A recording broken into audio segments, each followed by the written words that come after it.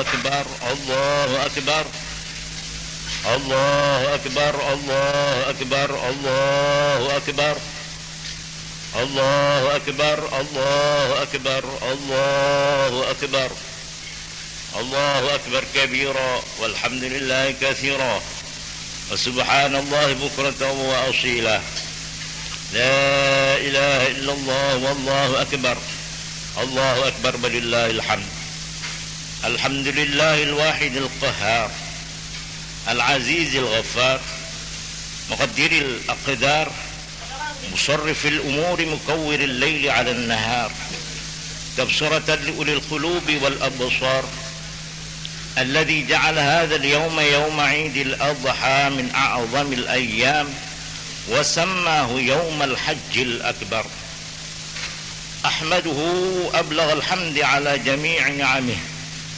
وأسأله المزيد من فضله وكرمه أشهد أن لا إله إلا الله العظيم الواحد الصمد العزيز الحكيم وأشهد أن محمدا عبده ورسوله الكريم خاتم النبيين أرسله رحمة للعالمين اللهم صل على سيدنا محمد سيد المرسلين صلوات الله وسلامه عليه وعلى سائر النبيين وآل كل وسائر الصالحين وسلم تسليما كثيرا أما بعد أيها الناس أوصيكم وإياي بتقوى الله واعلموا أن عيدنا هذا عيد أكبر عيد تم فيه الإسلام قال الله تعالى أعوذ بالله من الشيطان الرجيم اليوم أكملت لكم دينكم وأتممت عليكم نعمتي ورضيت لكم الإسلام دينا. Para kaum muslimin dan muslimat yang tengah merayakan membesarkan nama Allah dengan melakukan sembahyang Idul Adha di Masjid Al-Baitul Amin yang kami hormati. Lebih dahulu saya sendiri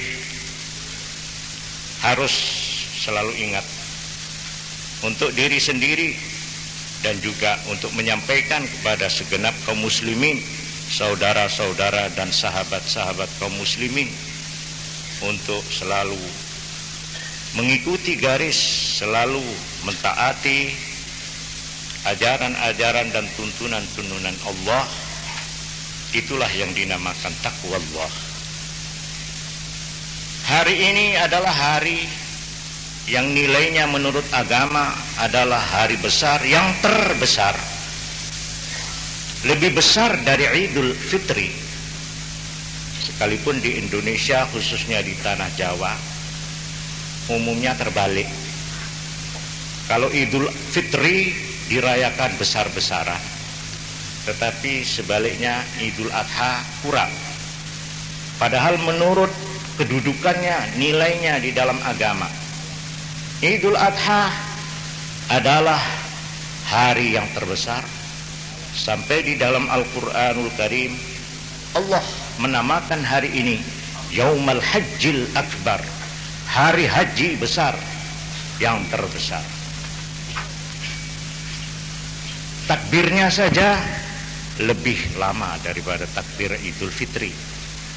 Mulai hari ini sampai hari Minggu yang akan datang, 4 hari berturut-turut siang malam kita diperintah Allah untuk mengagungkan dan membesarkan namanya, bertakbir, bertahmid, bertamjid.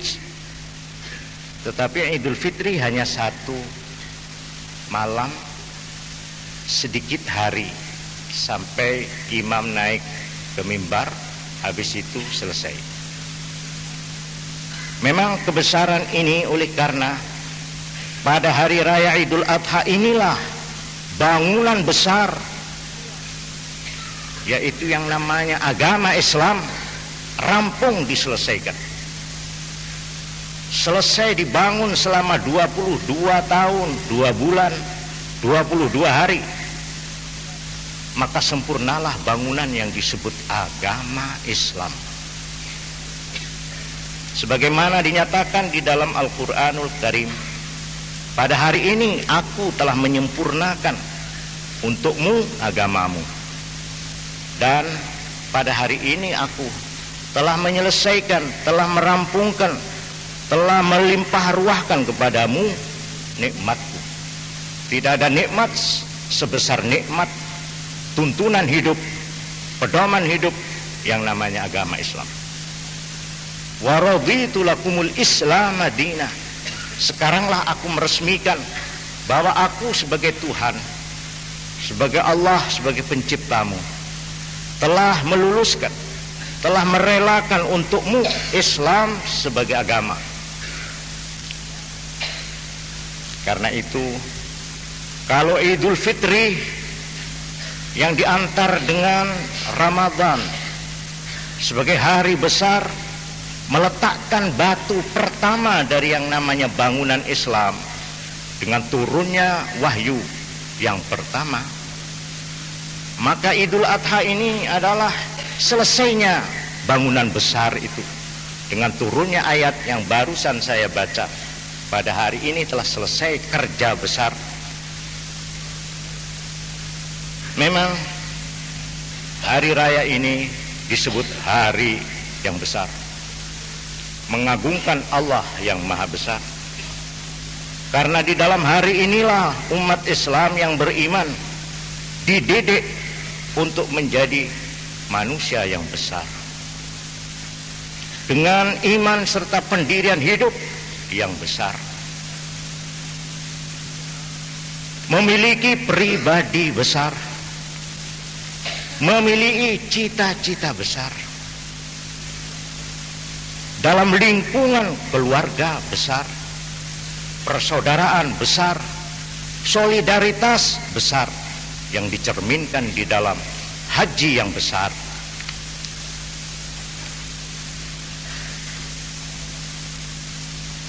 Allah Subhanahu wa ta'ala berfirman, oleh karena itu setelah rampungnya agama ini sebagai bangunan yang komplit, yang tidak usah ditambah-tambah lagi dan juga tidak usah dikurang-kurangi lagi, ditambal sulam lagi, sudah selesai hari ini, tinggal engkau melaksanakan. Dan sekali engkau beriman, ya ayyuhalladzina amanu dkhulu fis-silmi kaffah, sekali engkau menyatakan beriman kepada Allah dan kepada Rasulullah sallallahu alaihi wasallam, udkhulu, masuklah, fis-silmi kaffah, di dalam Islam, bangunan yang sudah selesai ini, kafah, jangan tanggung-tanggung.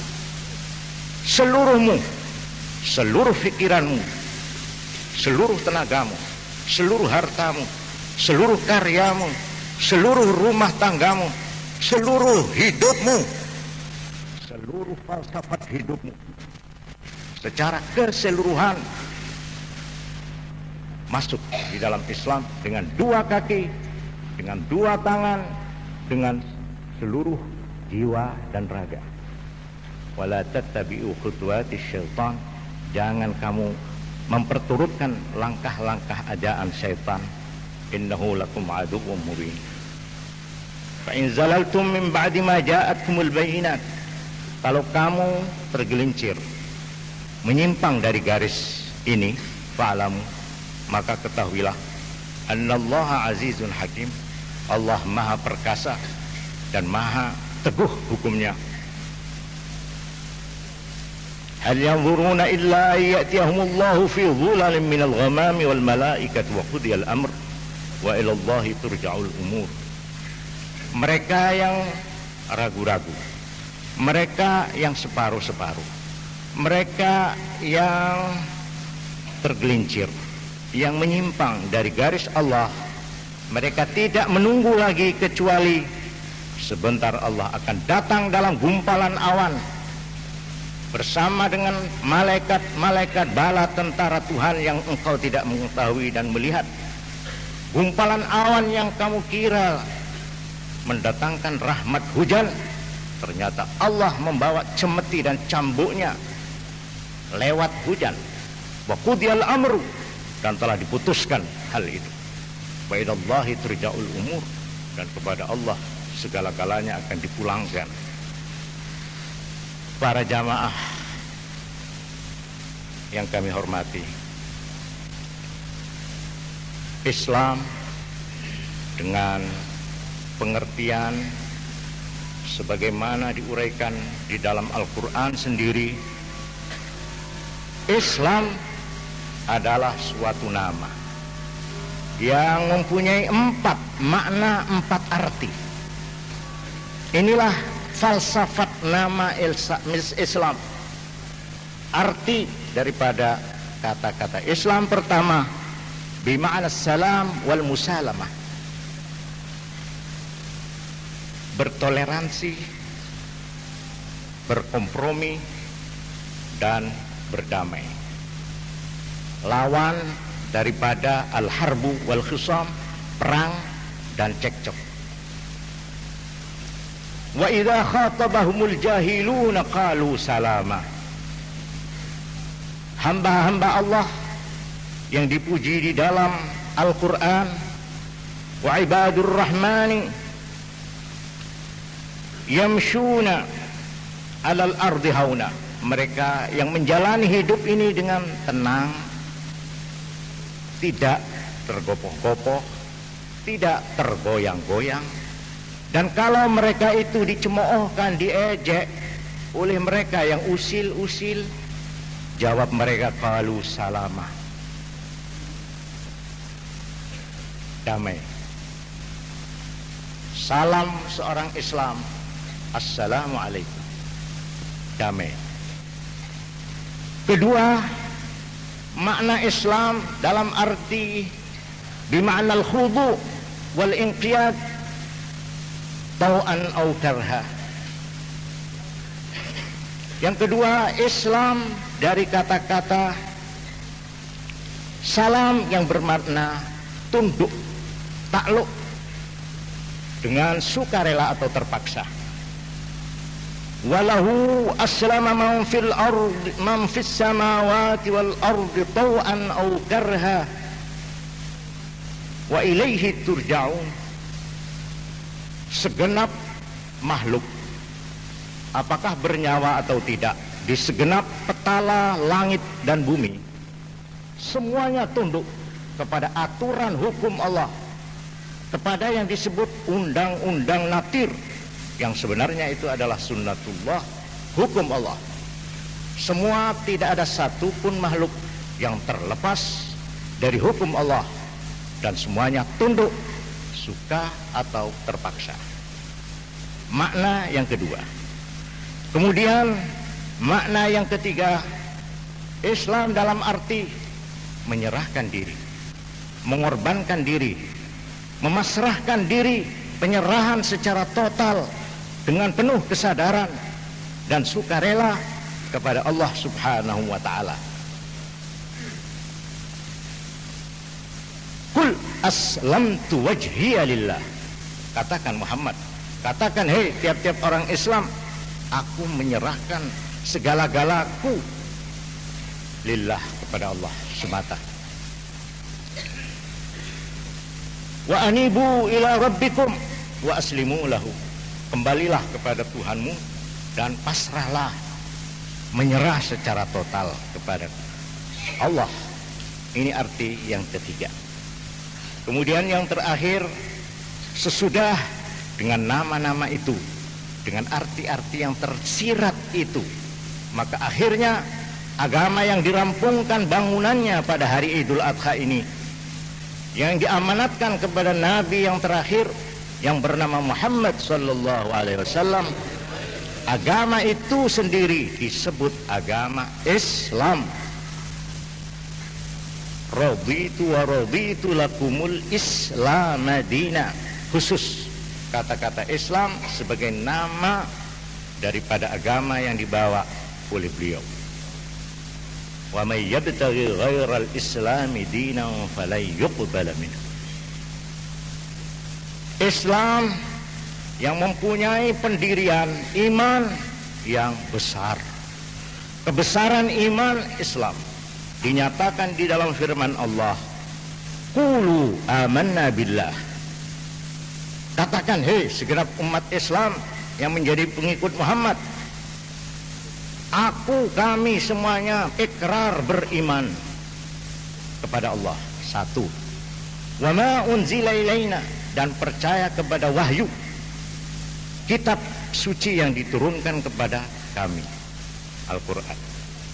Wa ma unzila ila Ibrahim, tidak saja kami hanya mempercayai kitab suci yang diturunkan kepada kami, kepada Nabi kami, Nabi Muhammad sallallahu alaihi wasallam, tetapi juga kami percaya dan iman, menghargai dan menghormati apa yang telah diturunkan kepada Ibrahim, Abraham, wa Ismail, dan kepada Nabi Ismail, wa Ishak, dan Nabi Ishak, wa Yakub, nenek orang Yahudi. Apa yang diturunkan kepada Yakub berupa wahyu, kami pun umat Islam diharuskan oleh agama untuk mempercayainya, iman, menghargai dan menghormatinya. Wal asbab, dan juga kepada anak keturunan Yakub yang 12. Wa ma utiya Musa, dan kami disuruh beriman pula, percaya pula apa yang telah diberikan kepada Nabi Musa alaihissalam, wa Isa, dan Nabi Isa. Seluruh wahyu-wahyu itu.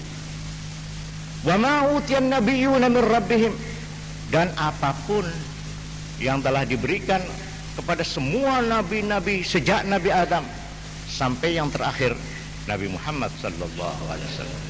Inilah iman yang besar, iman yang lebar.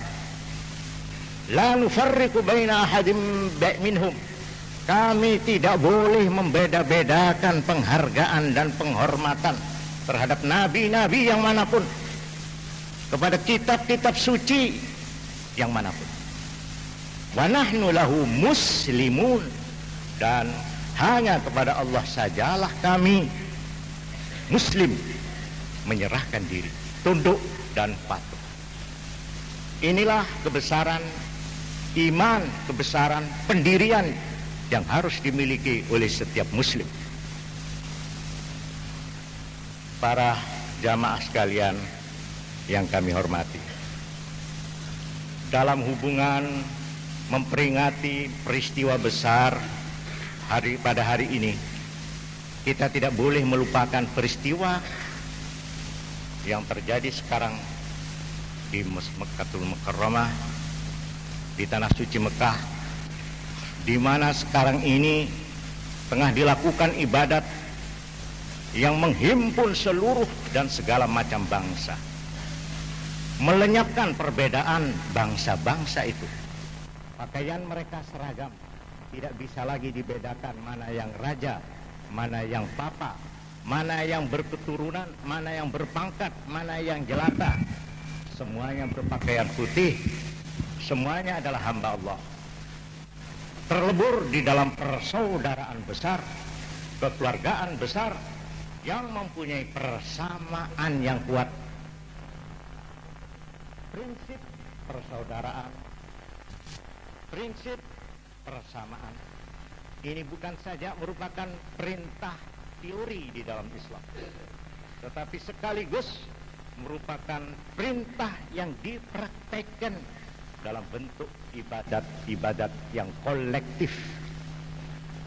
Pertama, di dalam haji, di sana tergambar, terasa, terkesan sekali adanya ajaran persaudaraan dan persamaan itu.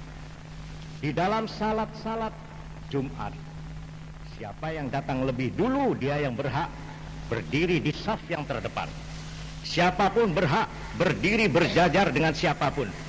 Tidak boleh ada perbedaan. Kalau yang berpangkat di depan, kalau ulama di depan, kalau yang tidak ulama di belakang, tidak ada aturan itu. Semuanya sama, berdiri bersaf-saf tanpa ada perbedaan pangkat dan kedudukan, menyembah sebagai hamba Allah.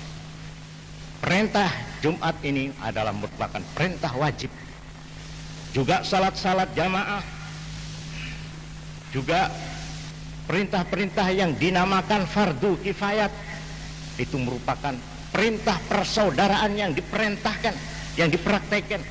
Kalau ada orang mati, segenap umat Islam bertanggung jawab untuk satu, memandikan siapapun dia, tidak pandang, memberi bungkus kain kafan, menyembahyangkan dan menguburkan. Ini merupakan perintah wajib. Apabila ada mayit terlantar karena dia tidak punya keluarga, terlantar karena dia orang yang tidak dikenal alamat dan identitasnya, maka seluruh umat Islam memikul dosa karena menelantarkan orang itu. Demikian juga orang kelaparan, orang yang membutuhkan pertolongan menurut agama diperintahkan untuk berzakat. Zakat adalah perintah kolektor, perintah wajib. Persaudaraan dan persamaan tidak hanya teori tetapi dipraktekkan. Di dalam peristiwa haji ini yang kita peringati dalam Idul Adha, saya merasa perlu untuk mengutip beberapa daripada pidato-pidato Nabi yang diucapkan di muka beratus ribu umat Islam yang berhaji pada waktu itu. Dan inilah haji setelah selesainya Quran 30 juz. Haji yang disebut haji selamat tinggal. Haji yang terakhir, di mana Nabi untuk terakhir